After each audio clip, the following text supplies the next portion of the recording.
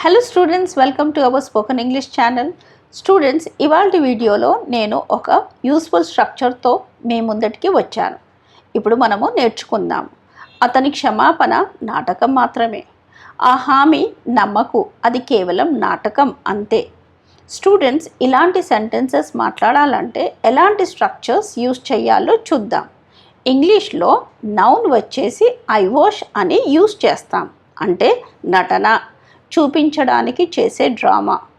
పైకి చూపించడానికే, నిజం కాదు, పైకి చూపించడానికి మాత్రమే అని అర్థం. Students, now let's understand with some examples. అతని క్షమాపణ నాటకం మాత్రమే.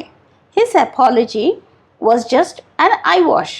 His apology was just an I wash. ఆ హామీ నమ్మకు, అది కేవలం నాటకం అంతే. Don't believe that promise, it's just an eye wash. Don't believe that promise, it's just an eye wash. వాళ్ళు పుస్తకాలు ఇచ్చారు, కానీ అది ప్రచారానికి చేసిన నాటకం మాత్రమే. They gave free books, it was an eye wash for publicity. They gave free books, it was an eye wash for publicity.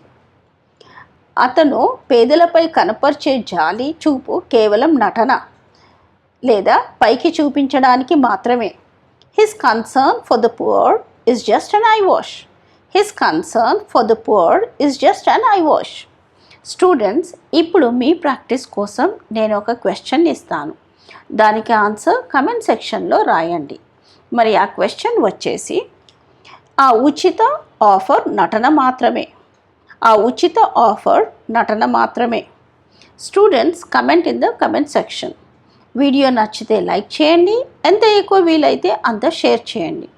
ఛానల్ని సబ్స్క్రైబ్ చేసుకోండి. పక్కన ఉన్న బెల్ ఐకాన్ని ప్రెస్ చేస్తే you will not miss my video notifications. Thank you.